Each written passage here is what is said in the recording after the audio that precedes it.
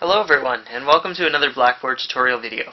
In this video, we're going to be talking about the Blackboard Grade Center and how to use it to keep track of your grades throughout the semester. So what I've done is I've just logged into my Blackboard course, and to access the Grade Center, I want to go along this side menu here to the word Grade Center and click on it once, and click on Full Grade Center. Okay? And what that's going to do is that's going to bring me to the Blackboard Grade Center. This is where you're going to be doing most of your work inside the Grade Center with the grades. And you can see here that I've got a list of all my students. For this demo course, I've actually enrolled a few of my colleagues who are going to be my guinea pigs as I give them grades in this course. But this is where you will see a list of all your students. This list is updated from the student information system every day, and if your students add or drop courses, it will be reflected every day.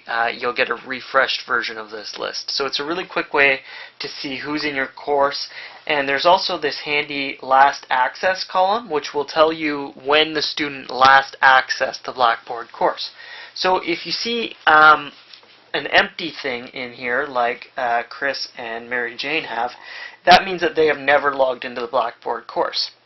So maybe if you're teaching a web course or a distance education course and you see that, it means that the student has never logged in, and maybe you should get in contact with them to see why they can't log in or what have you.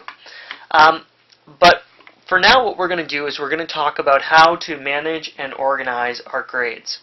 And before we go any further, it's really important, again, to plan a little bit ahead and understand how we're going to be collecting our assignments and tests throughout the academic year.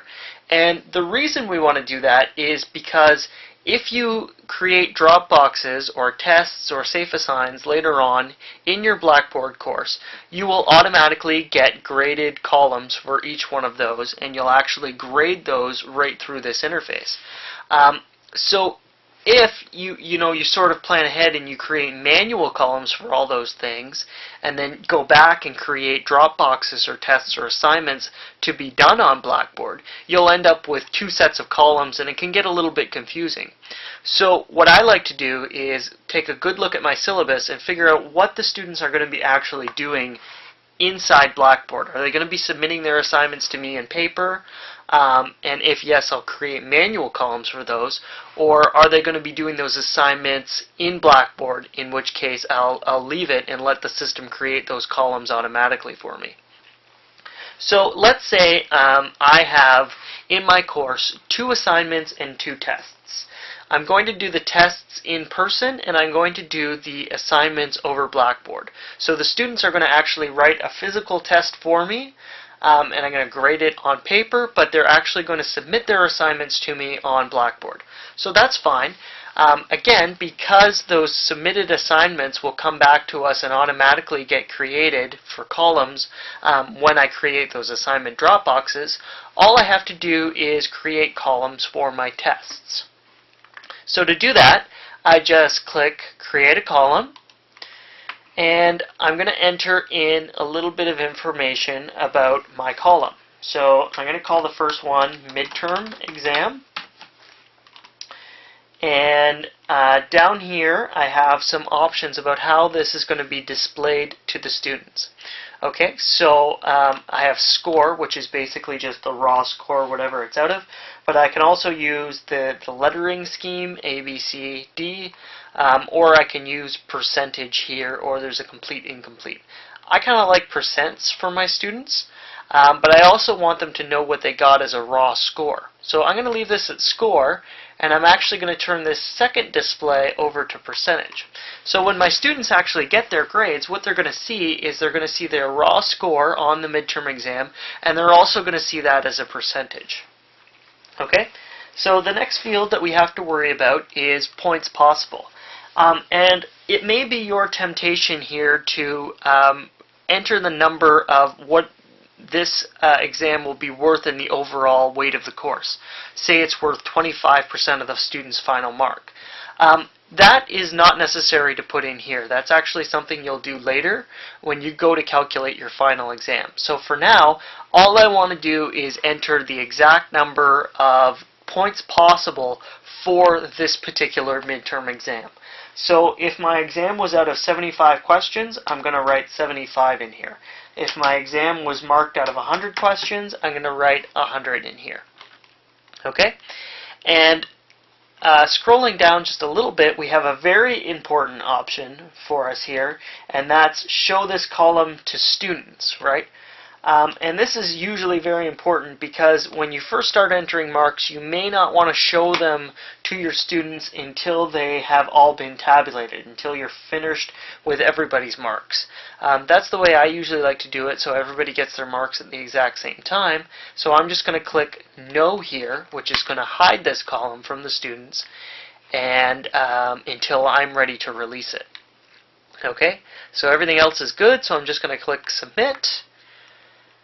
And what I have here now is a new column where I can enter the marks for my midterm exam. Okay? And you can see here that there's this little black dot with a line through it. And what that means is that the students can't see their marks yet. So that's how you know if the students can see their marks or not. So the next thing that I want to do after I've got my column created is to enter some marks in it, right? That's the next logical step. So to do that, what I'm going to do is I'm just going to click on this little arrow here. I'm going to click on it once, and it's going to change into a box that I can type my grade in. Chris Loss here, he did not so good on this exam. He only got a 65%. I'm sure he'll make it up later. And so I'm going to enter 65 in here, and I'm going to push Enter on my keyboard. Now, Blackboard kind of realizes that you're probably going to be doing this in one sort of go, or one sort of quick motion to enter in all your grades. So as soon as I pushed Enter on my keyboard, it automatically jumped to my next student, which is Mary Jane Pilgrim. She did really good on the exam, so I'm going to enter her mark. She got a 90 on the exam. I'm going to enter her mark, and I'm going to click Enter. And there we go. I've entered the grades for all my students, and you can see here that they've got their raw score and their percentage too. So that's very useful. If for some reason I need to change one of these grades later, I can pretty easily do that too. So let's say I decide I'm going to be a really nice guy and I'm going to give Chris here 5 extra points. Okay? To do that, all I have to do is click it once more, and I can change the grade to whatever I want. So I'm going to change it to a 70, and I'm going to push Enter. Okay? And anytime you're done, you don't want to enter any more grades, you just click anywhere else on that screen, and everything will save. Okay? So to review that process one more time, to create a column that is not going to be completed on Blackboard, so a manual column, we go over here to Create Column. We enter in, after it loads, the name of the column, so Final Exam for this one. The number of points that the assignment or item is marked out of, so how many questions there were, 100. And we can set our options for whether the students can see it. One thing to note about Trent is that there is a policy in place where the students can't know their final marks until they're released by the registrar. So if you have a column in here for final marks that you're just entering in yourself, make sure that's hidden from your students. I don't want my students to see this column yet, so I'm going to click No, and I'm going to click Submit.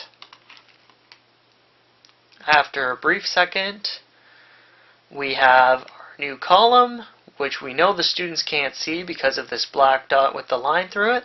And to enter a mark in here, all I do is click once and enter the grades, pushing Enter every time I'm finished entering a grade. And when I'm done, I click off in this white space here. The last thing I want to show you before we end this tutorial video is how to release marks to our students. So after I'm done entering my marks, how do I release them to the students?